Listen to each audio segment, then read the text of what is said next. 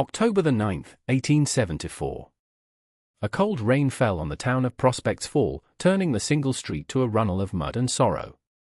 Inside the small office of the circuit magistrate, Maeve put her hand on the worn leather of her father's journal, its cover softened by years of his touch. The magistrate, a man named Sterling whose piety was a cloak for his impatience, cleared his throat. He did not look at them, but at a point on the wall somewhere between their identical faces. Maeve and her sister, Linnea, shared the same stillness, the same pale hair braided into a single thick plait down each of their backs, the same grey eyes that saw more than they ever spoke of.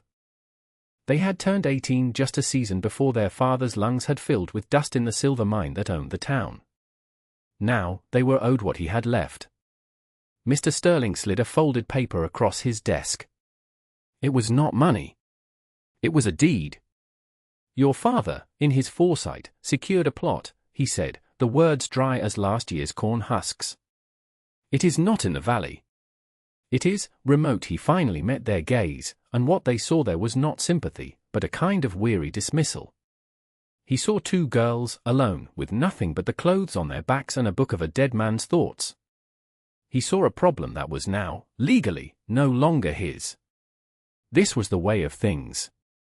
A life was spent, and what remained was a piece of paper for a place no one wanted. The paper described a claim on the western face of the sleeping sister mountain, a place of rock and wind and little else. The townspeople whispered. They called it the Stone Moor, a shallow cave system their father had spent his few free hours carving into a semblance of a shelter. He had dreamed of a life above the dust, away from the company store and the debt ledger. He had told the girls about it on quiet evenings, his voice rough with fatigue but lit by a distant hope. He spoke of the clean air, the spring water that ran cold even in August, and the view of the whole world laid out below. To the town, it was a hermit's folly. To Maeve and Linnea, it was the only map they had left. They took the deed without a word, collected their father's journal, a heavy iron pot, 2 blankets, and a small sack of seed potatoes he had saved. They did not ask for help, and none was offered. The pity of Prospects Fall was a thin gruel, and they had no appetite for it. As they walked out of the magistrate's office, the rain washing their footprints from the boardwalk almost as soon as they were made, Linnea looked at her sister. Her expression was not one of fear but of quiet resolve. They had their father's knowledge in the book and his stubbornness in their bones. It would have to be enough. A life is not what is given to you, but what you build with the pieces left behind. The climb took them 2 full days. The trail was little more than a goat path, a winding scar their father had etched into the mountainside over years of solitary effort. The air grew thin and sharp, smelling of pine and cold stone. Below them, Prospects Fall shrank until it was just a smudge of smoke in the vast, indifferent landscape. They did not look back. There was nothing there for them but ghosts and closed doors. Maeve carried the iron pot and blankets, its weight a familiar burden, while Linnea held the sack of seed potatoes and the precious journal, wrapped in oilcloth to protect it from the damp. They moved with a shared rhythm, one stepping where the other had just been, their silence a conversation that had lasted their entire lives. They knew the language of a shifted pack, a quickened breath, a hand pointing toward a loose rock. Their father had taught them the mountain's grammar, the moss that grew on the north side of trees, the sound of a coming storm in the rustle of aspen leaves, the taste of clean water. He had prepared them not for a life in town, but for this. He had been building an ark while everyone else was digging a grave. When they finally reached the place, it was late afternoon, the sun a pale coin in a hazy sky. It was not a cave, not truly. It was a deep overhang, a frown in the granite face of the mountain, which their father had walled off with stones he had hauled and stacked himself. The walls were solid, but the mortar had crumbled in places, leaving gaps where the wind sang a low, mournful tune. Inside, the floor was packed earth, damp and uneven. A crude stone hearth stood against the back wall, blackened with old soot, and a narrow fissure in the ceiling served as a chimney. It was cold. It was empty. But it was theirs. It was the last thing their father had built, and the first thing they would have to save. They dropped their meager belongings. For a long moment, they just stood there, breathing in the high, lonely air, and listened to the silence. It was the sound of a beginning. Their first task was to make the shelter a home. The wind was a constant thief, stealing warmth and whispering through the unsealed cracks in the stone walls. Their father's journal, open to a page with a detailed sketch of the shelter, became their guide. He had written in his clean, steady hand about the composition of the local clay, its properties when mixed with dried grasses and water. That night, they slept huddled together, the two blankets a thin defense against the profound cold of the rock. The next morning, they began. Linnea found the clay deposit their father had marked on his hand-drawn map, a rich, grey seam near the spring that trickled from a higher ledge. While she dug it out with her bare hands, her fingers numb and aching, Maeve gathered dry, tough mountain grasses, shredding them into fine fibers. They mixed the components in the iron pot, adding water from the spring until they had a thick, heavy paste. It was grueling work. For days, they pressed this rough mortar into every gap and crevice of the walls, inside and out. Their hands became raw, the clay drying and cracking their skin, but they worked from sunrise to sunset. They learned to feel for the drafts, holding a hand up to the wall until they felt the whisper of cold air, then sealing it with another application of their homemade daub. When the walls were finally sealed, a new quiet fell upon the space. The wind still howled outside, but inside, it was just a distant murmur. Their own breath sounded loud in the stillness. Next was the floor. The packed earth was perpetually damp, leaching warmth from their bodies as they slept. The journal spoke of a scree field a quarter-mile down the slope, where centuries of rockfalls had created a treasure of flat, slate-like stones. For 2 weeks, they hauled these stones, one by one. They chose only the flattest, largest pieces they could carry together. Their backs ached, their muscles burned, but with each stone laid, a piece of the damp earth disappeared. They fitted them together like a puzzle, using sand and smaller pebbles to fill the gaps and create a level surface. When they were done, they had a floor of solid stone. It was cold to the touch, but it was dry. It was a foundation.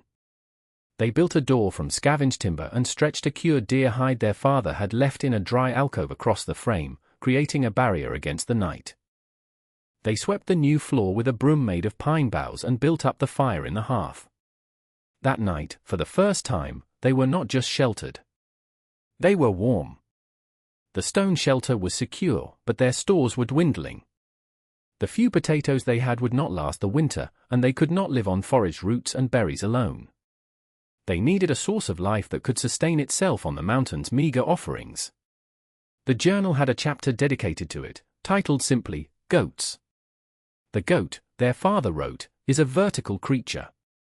It asks for nothing but a foothold and will give you milk, cheese, and warmth in return.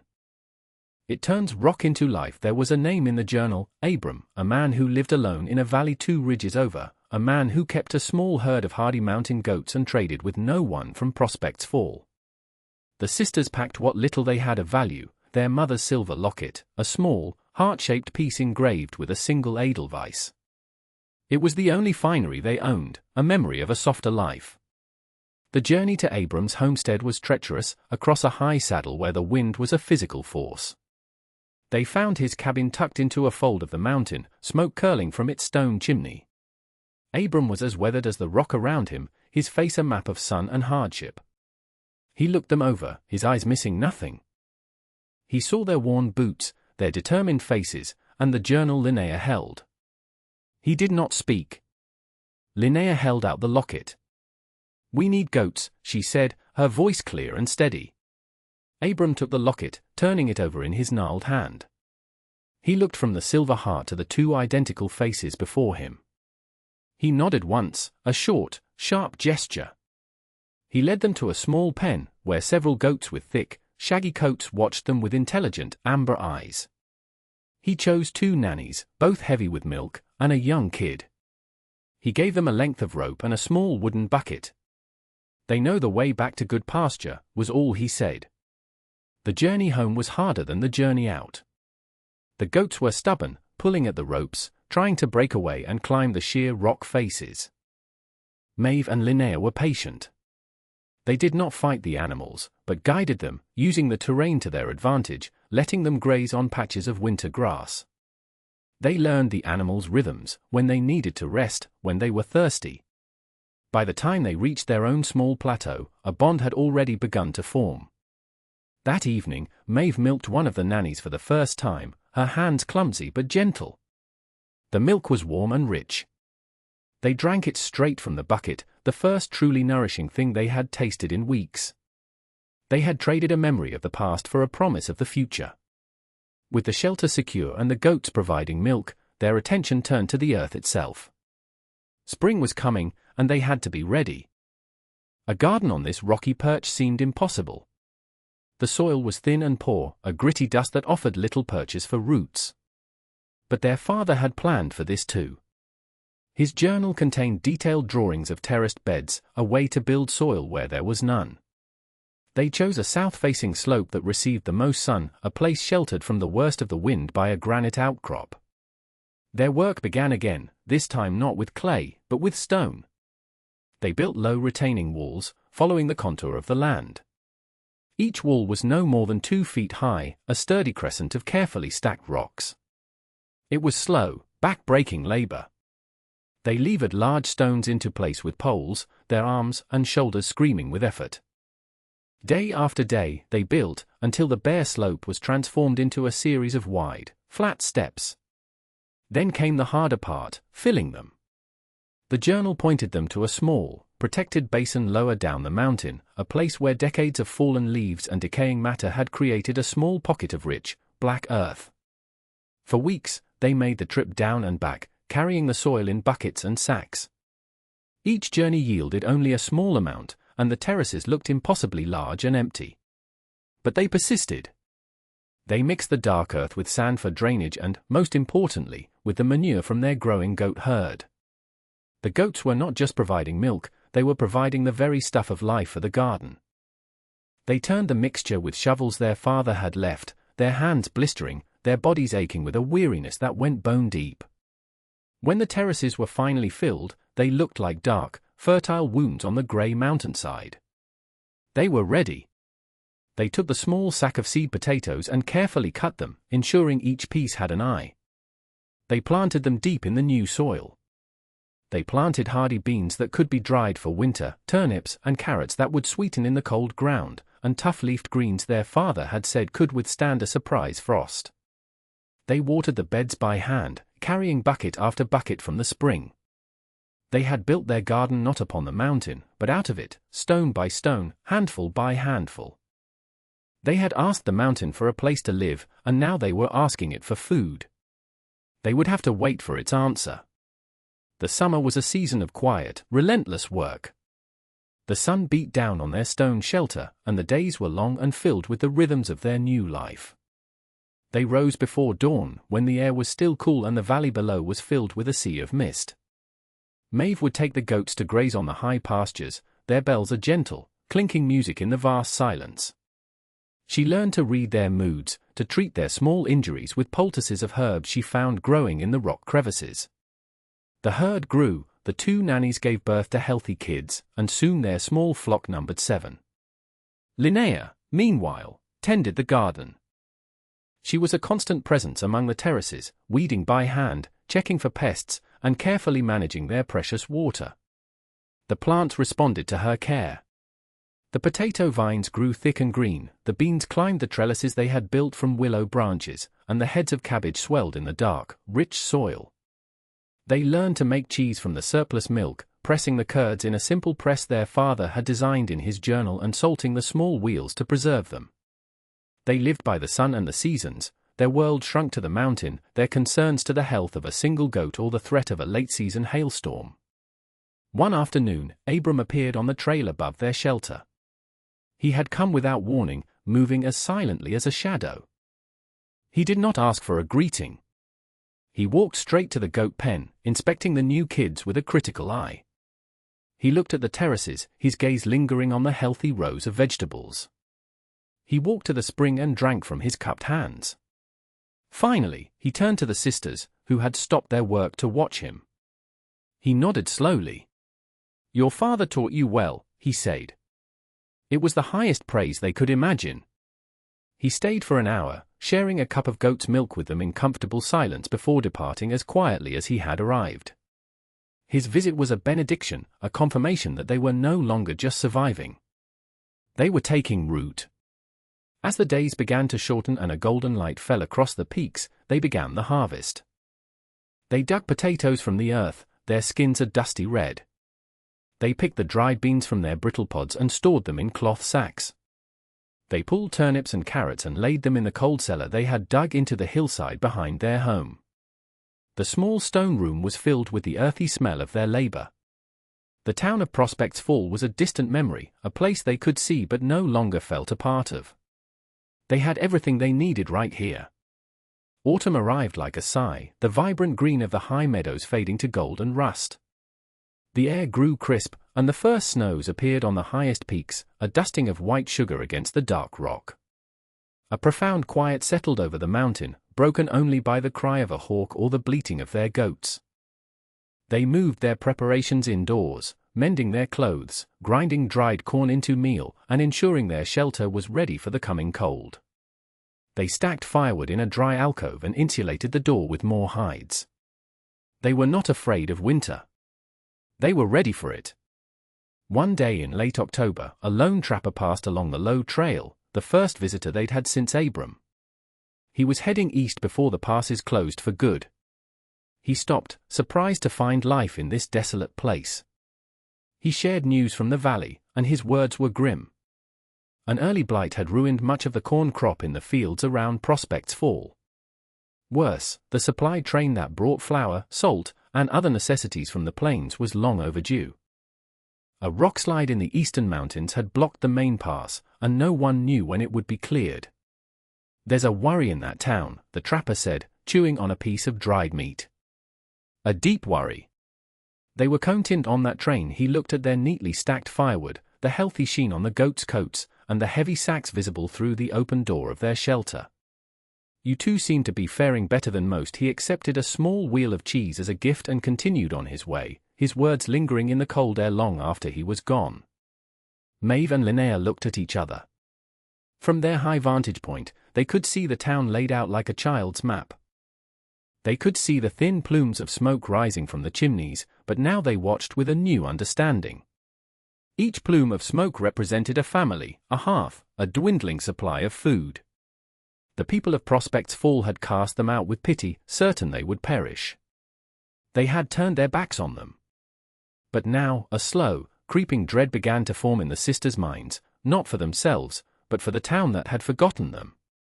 The mountain had given them everything they needed. But it was about to ask for something in return. The first blizzard came without warning. It was not a gentle snow, but a furious, swirling wall of white that erased the world. For 3 days and nights, the wind screamed, a physical presence that battered their stone shelter. Inside, they were safe. The fire in the hearth burned steadily, the stone walls held back the cold, and the sound of the storm was a distant, roaring beast. They had their goats with them in a small, connected enclosure they had built for this very purpose. The animals' warmth and steady chewing were a comforting presence in the storm-locked world. When the storm finally broke, the landscape was unrecognizable. Everything was buried under a thick blanket of snow, the drifts piled high against their door. It took them a full day to dig their way out. The world was silent, white, and blindingly bright. And it was cold, a deep, biting cold that froze their breath in the air. Weeks passed. Another storm came, then another. The winter was relentless, far harsher than any in recent memory. The sisters lived in a small circle of warmth and work.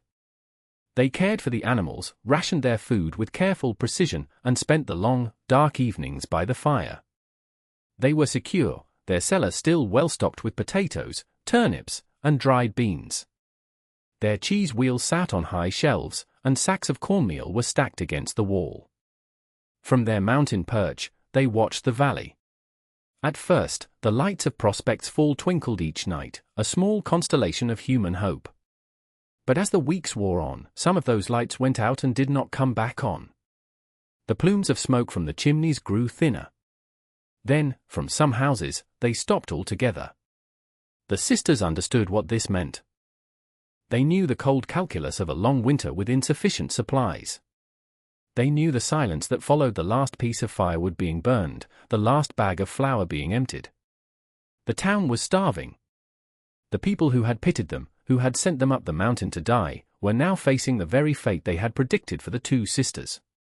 There was no triumph in this knowledge, only a heavy, aching sadness. The snows finally began to recede in a false spring, the sun offering a weak warmth that melted the top layer of snow during the day and froze it into a treacherous sheet of ice at night. It was then that they saw him, a dark figure struggling up the mountain. He fell repeatedly, a desperate, stumbling speck against the vast expanse of white. It was Thomas Sterling, the magistrate's eldest son, a boy who had once thrown rocks at them when they were children. He was gaunt, his face hollowed out by hunger, his clothes thin and ragged. He reached their shelter and collapsed at the entrance, his breath coming in ragged, steaming gasps. He had not come looking for survivors. He had come looking for firewood, hoping to salvage some from the ruins he expected to find. When Maeve opened the door, he stared, his eyes wide with disbelief. He saw not skeletons, but two strong, healthy young women. He smelled the wood smoke from their fire and the faint, savory scent of a simmering pot.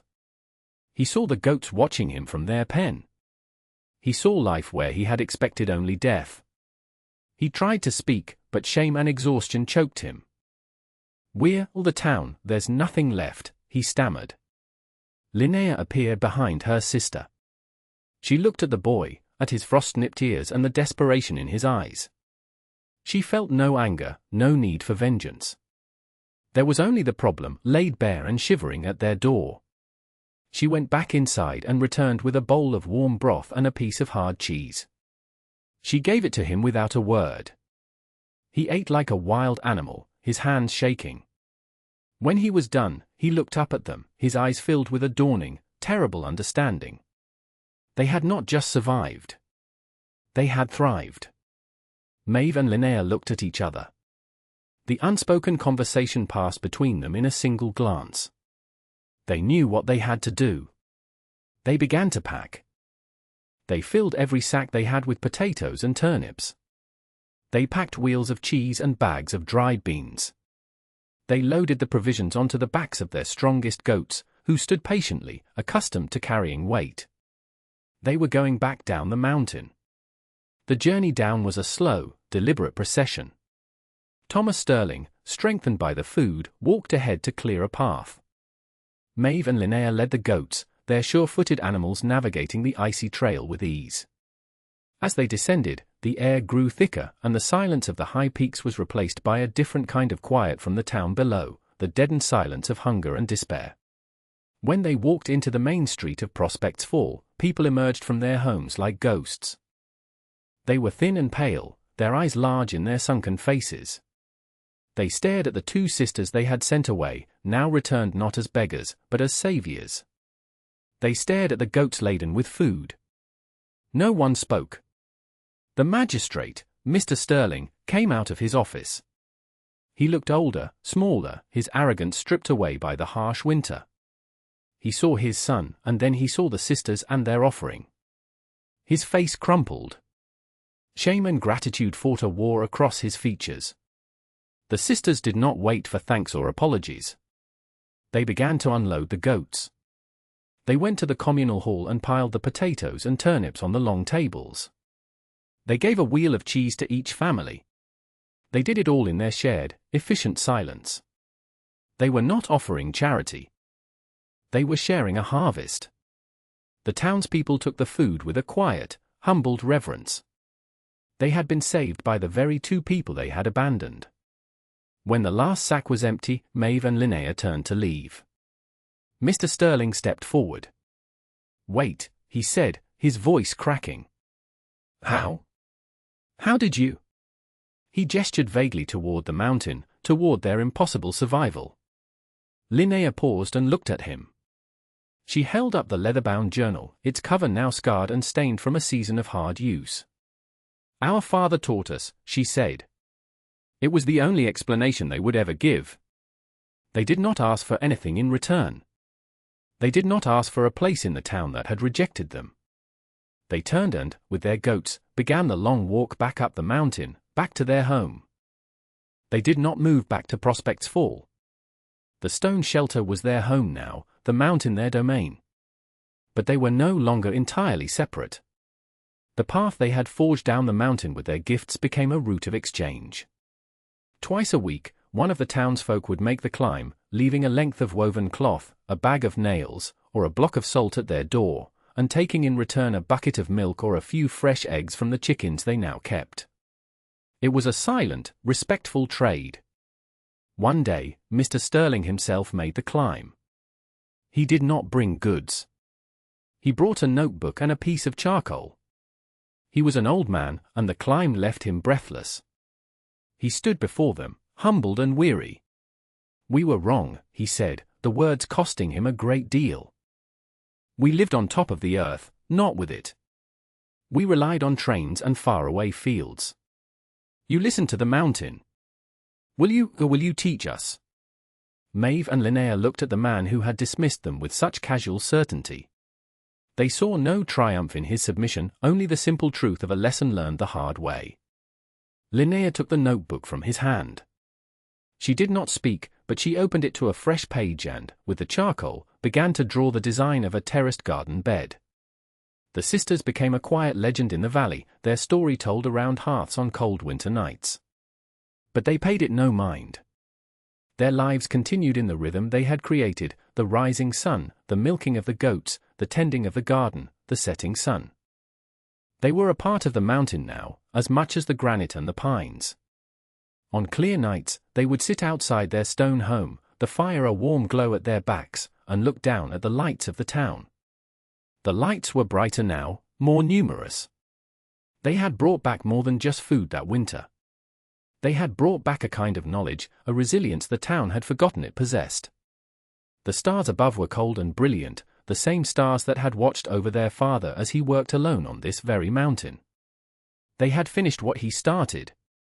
They had built a life from stone and memory, and in doing so, they had found a peace more profound than any they had ever known.